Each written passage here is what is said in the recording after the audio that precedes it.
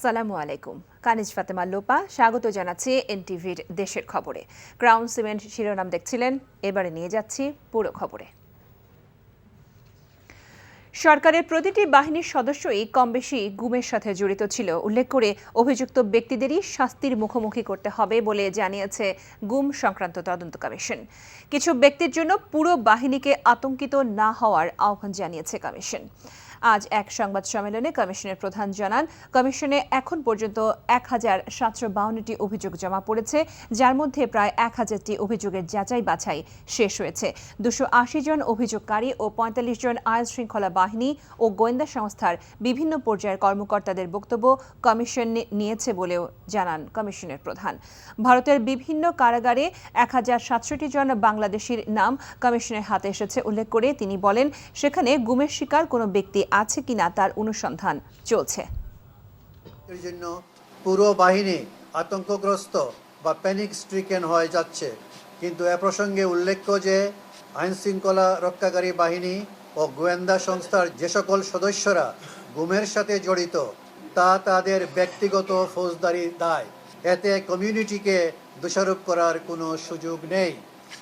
গুমের সাথে জড়িত ব্যক্তিদের আইনের আওতায় আনা হলে সংশ্লিষ্ট বাহিনীর কালিমা মোচন হবে এবং বাহিনীর ভাবমূর্তি উজ্জ্বল হবে। দেশের আমদানি রফতানি পণ্যের ৮৭% এবং ৯৯% কন্টেইনার চট্টগ্রাম বন্দরের মাধ্যমে আসা যাওয়া করে। এ কাজে বন্দরকে আরও গতিশীল করতে সরকারি বেসরকারি উদ্যোগে কন্টেইনার ডিপোকে উৎসাহিত করার উপর জোর দিয়েছেন বন্দর ব্যবহারকারীরা। তবে পণ্যবাহী যানবাহনের অনলাইন পাস চালু, ট্র্যাকিং ব্যবস্থা যুক্ত সহ নানা উদ্যোগে বন্দরের পণ্য ডেলিভারি সেবার মান বেড়েছে বলে জানান বন্দর কর্তৃপক্ষ। চট্টগ্রাম থেকে আরিজ আহমেদের পাঠানোর রিপোর্ট, ক্যামেরায় ছিলেন এনামুল হক। ২০২৪ সালে কন্টেইনারবাহী পণ্যসহ চট্টগ্রাম বন্দর দিয়ে পরিবহন হয়েছে ১২,৩৯,০০,০০০ টন পণ্য। কন্টেইনার ছাড়াও সাধারণ পণ্যের মধ্যে সিমেন্ট, সিরামিক্স, ইস্পাত শিল্পের কাঁচামাল, পাথর, সার, ভোগ্যপণ্য ও জ্বালানি তেল অন্যতম। এসব পণ্য দেশের বিভিন্ন এলাকায় পৌঁছে দেওয়া একটি বড় ধরনের চ্যালেঞ্জ বলে মনে করেন বন্দর সংশ্লিষ্টরা। পোর্টের এফিসিয়েন্সি বেড়ে যাওয়া মানে আপনার জাহাজের টার্ন অ্যারাউন্ড টাইম যেটা, এটাও কমে যাবে। আমাদের যেই কার্গো এবং কন্টেনার যে ডুয়েল টাইম, এটাও কমে যাবে। তো সব কিছু ফাস্ট হয়ে যাবে, তার মানে কি আমাদের হ্যান্ডলিং ক্যাপাসিটি বেড়ে যাবে। তবে চট্টগ্রাম বন্দরকে আরও বেশি গতিশীল করতে রপ্তানি, ডেলিভারি সহ বিভিন্ন কার্যক্রম বন্দরের বাইরে নিয়ে আসা, সরকারি বেসরকারি কন্টেইনার ডিপো স্থাপনকে উৎসাহিত করার কথা জানান সংশ্লিষ্টরা। এই ইম্পোর্টস ডেলিভারিটা চট্টগ্রাম বন্দরের বাইরে আনতে হবে। সেটার জন্য যদি আপনাকে প্রাইভেট ইনভেস্টমেন্ট দরকার হয়, সেটা করতে হবে। সরকার থেকে পলিসি সাপোর্ট দিয়ে আরও আইসিডিস, সেটা সরকারিভাবেও হতে পারে, বেসরকারিভাবেও হতে পারে। এদিকে ২ বছর আগে আগুনে অর্ধশতাধিক লোক নিহতের পর চট্টগ্রামের বৃহত্তম বেসরকারি কন্টেইনার বিএম ডিপো নতুন করে কাজ শুরু করায় সন্তোষ প্রকাশ করেন বিদেশি বিনিয়োগকারীরা। Made great progress in the fire safety, environmental safety and worker safety. Really have taken up the challenge and to become leading in class in their safety rules and regulations. Over 50 years, a good partner in Bangladesh with investment in various sectors. We are interested in Bangladesh and definitely our companies are looking forward to more prosperous investments in this area of Bangladesh. দৈনিক ৩ থেকে ৫,০০০ truck বন্দরে প্রবেশ করে। আগামীতে চট্টগ্রাম বন্দর vehicle live tracking online কার্যক্রম চালু হলে আমদানি রপ্তানির কার্যক্রম আরও দ্রুত হবে বলে জানান বন্দর কর্তৃপক্ষ।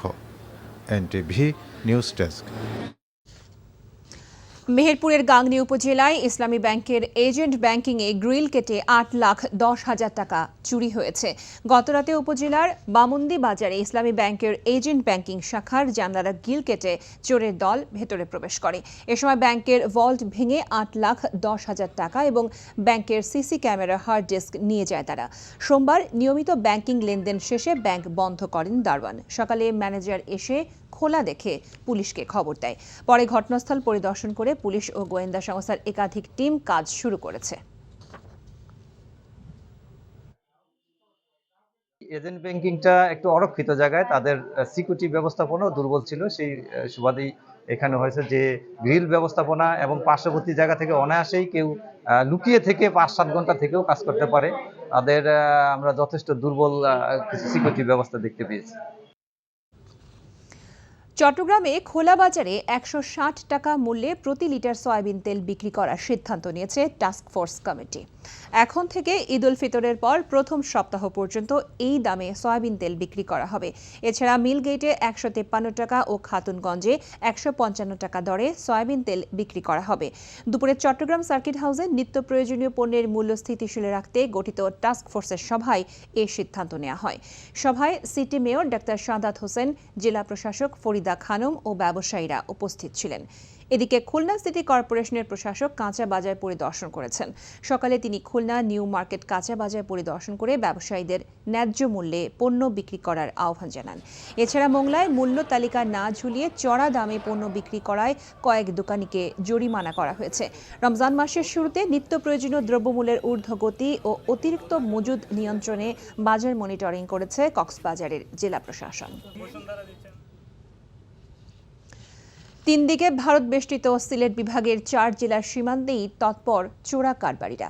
তাদের হাত ধরে প্রতি মাসে দেশে প্রবেশ করছে হাজার কোটি টাকার অবৈধ পণ্য।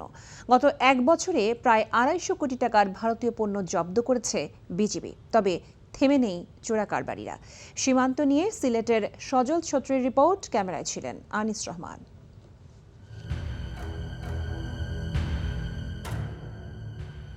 সিলেট বিভাগের 4 জেলার মধ্যে অবৈধ পথে ভারত থেকে পণ্য বেশি প্রবেশ করে সিলেট ও সুনামগঞ্জ জেলার সীমান্ত এলাকা দিয়ে।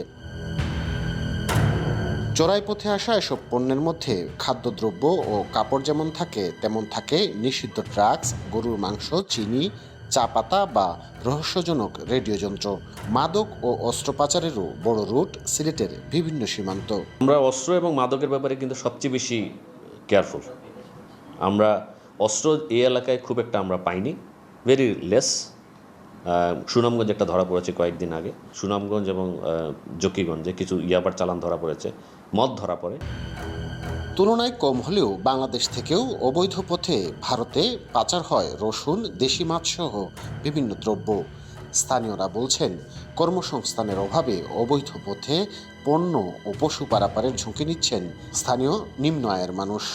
রাত্রে যায় চিনি বোয়া যায় আপনি মাজন মহাজনে আমার টাকা দিবা, এক বস্তা লামাই দিচ্ছে, পাই 200 টাকা 300 টাকা পাই, বাচ্চা কাচ্চারা নিয়ে জীবিত আমি বাসায়। পরিবর্তিত পরিস্থিতিতে সীমান্তে নজরদারি বাড়িয়েছে বর্ডার গার্ড বাংলাদেশ, বিজিবি। তবে বন্ধ হয়নি অবৈধ পথে পণ্য পরিবহন। আমাদের পেট্রোলগুলো যখন ধরতে যায় তখন দেখা যাচ্ছে যে এই মালামালগুলো রেখে তারা বিভিন্ন পথে পালায় চলে যায়, পানিতে ঝাঁপ দেয় বা জঙ্গলে ইয়ে করে দেয়। আমরা অনেক সময় পার্সু করে তাদেরকে ধরি।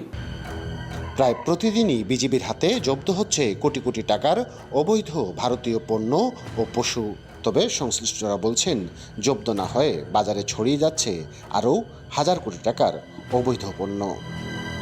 সজল ছত্রী, এনটিভি নিউজ, সিলেট। চট্টগ্রামে জুলাই বিপ্লবে আহত 110 জনের মাঝে চেক হস্তান্তর করা হয়েছে। সকালে জেলা শিশু একাডেমি মিলনায়তনে চেক হস্তান্তর করে জুলাই শহীদ ফাউন্ডেশন। এতে চট্টগ্রামের বিভাগীয় কমিশনার ডক্টর মোহাম্মদ জিয়াউদ্দিন, জেলা প্রশাসক ফরিদা খানম, জুলাই শহীদ ফাউন্ডেশনের প্রধান নির্বাহী মীর মাহবুবুর রহমান স্নিগ্ধ সহ অনেকেই উপস্থিত ছিলেন।